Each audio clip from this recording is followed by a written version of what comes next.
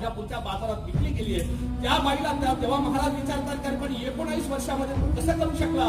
त्यावेळेस महाराजांना तो बाळाजी अवधी सांगतोय तर महाराज माझी आई मला सांगायची की बाळाजी तुझ्या हातामध्ये तलवार मी देऊ शकत नाही कारण ते अधिकार आपल्याला नाही.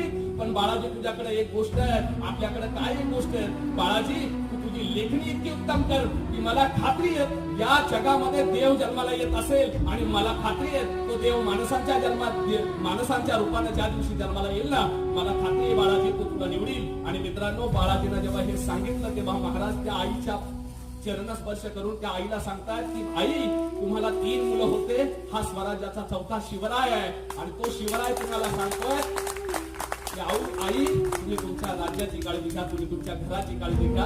बाळाजी आमचा झाला. मित्रांनो एका बाजारात केलेल्या आईच्या मुलाला जो माणूस स्वराज्याचा चिंतित करू शकतो का त्या शिवाजी महाराजांचे विचार आज जगाला कळत